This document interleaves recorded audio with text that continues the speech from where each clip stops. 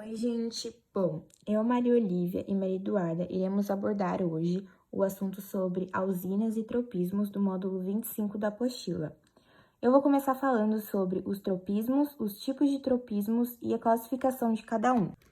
Os tropismos nada mais são que movimentos de crescimento das plantas em resposta a um estímulo externo. E o que significa é que o crescimento da planta pode ser direcionado ao estímulo ou contrário a ele, porque quando o crescimento ocorre em direção ao estímulo, ele é denominado como tropismo positivo, e quando ocorre em sentido contrário, ele é considerado como tropismo negativo. O tropismo é controlado pelas ausinas, que são os hormônios vegetais. A ausina estimula o alongamento celular, controlando assim a direção do crescimento das plantas.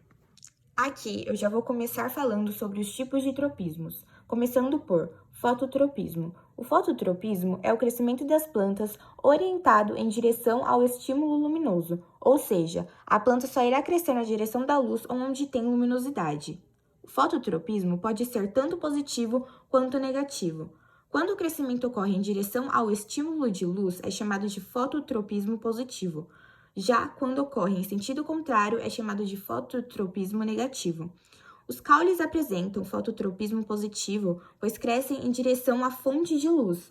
As raízes apresentam fototropismo negativo, pois elas crescem em sentido contrário à fonte de luz. O fototropismo é facilmente observado na natureza. Um exemplo disso é o girassol, que pode se movimentar conforme a direção da luz solar. Geotropismo refere-se ao crescimento das plantas orientado pela gravidade. O geotropismo é uma das formas de tropismo. Damos o nome de tropismo ao movimento de crescimento das plantas em resposta a um estímulo externo. As partes da planta respondem de modo diferenciado ao estímulo da gravidade. As raízes apresentam geotropismo positivo, cresce em direção ao solo, no sentido orientado pela gravidade.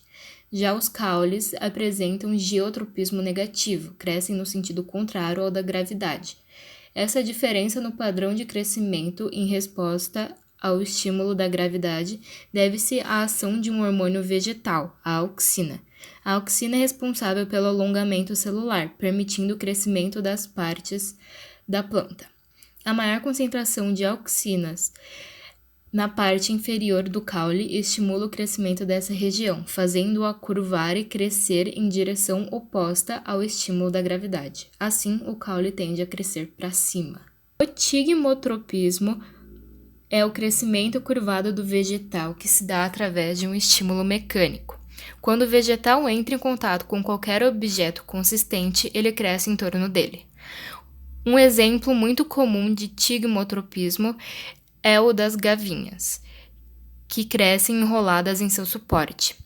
O enrolamento ocorre por uma reação que resulta de um estímulo do lado inferior da gavinha. Essa reação diminui o crescimento deste lado, enquanto o lado superior cresce aceleradamente. Já o quimiotropismo é o crescimento de organismos como bactérias e plantas, navegados por estímulo químico de fora do organismo ou parte do organismo.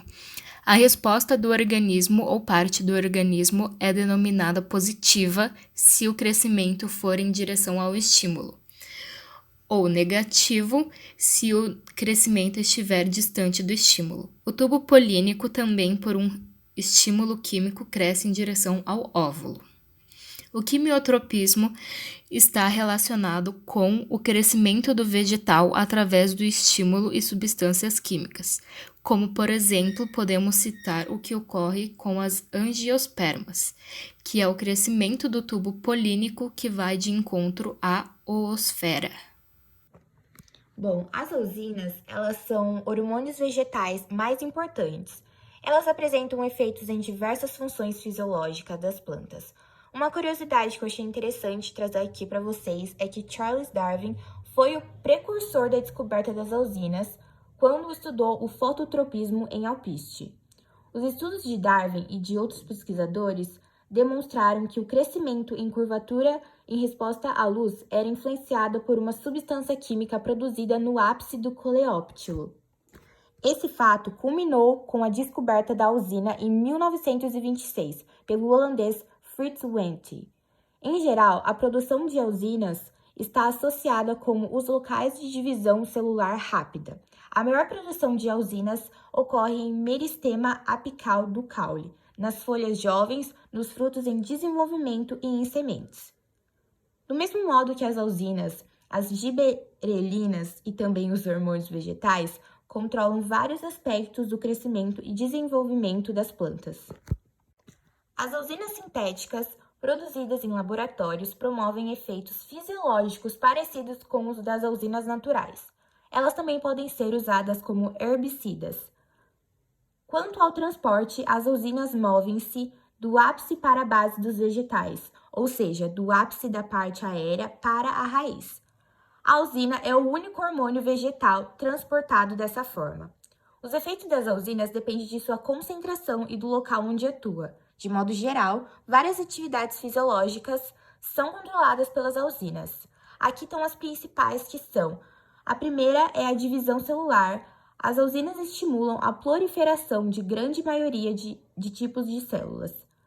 O segundo é o alongamento celular. As usinas atuam sobre a parede celular do vegetal, promovendo sua distensão e, consequentemente, o alongamento celular. Essa função promove o crescimento das partes das plantas. A terceira é a dominância apical, que corresponde ao crescimento da gema apical e inibição do desenvolvimento das gemas laterais. A usina pode agir como substituto para a dominância apical, por manter a inibição de gemas laterais. Quando o ápice caulinar é podado, elimina-se a produção de usinas e as gemas laterais se desenvolvem, formando novos ramos.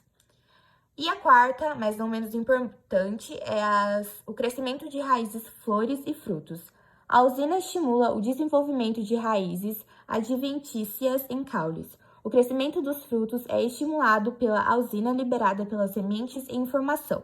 Bom, aqui os hidrotropismos são o crescimento das raízes das plantas do cerrado na direção da água e do lençol freático, que se encontra a mais de 20 metros de profundidade.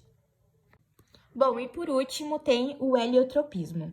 O heliotropismo ele é um tipo de fototropismo, resposta de um organismo a uma fonte de luz. O heliotropismo é uma palavra que pode ser dividida em hélio e entropismo. Hélio significa sol e tropismo significa movimento. Então, caso a planta ou animal césseo apresente heliotropismo positivo, ela cresce se movimentando em direção ao sol ou da fonte de luz. E caso apresente heliotropismo negativo, ela cresce em direção oposta ao sol, que só ocorre na fase de crescimento da planta. Quando ela floresce, ela não se mexe mais. Essa movimentação ocorre porque o lado que não recebe luz cresce mais rápido do que o lado iluminado, ou que não tem luz, inclinando-se o caule para a fonte de luz. Caule. O lado escuro apresenta maior concentração de ausinas e o crescimento fica acelerado. Raiz. O lado escuro apresenta maior concentração de ausinas e o crescimento fica inibido.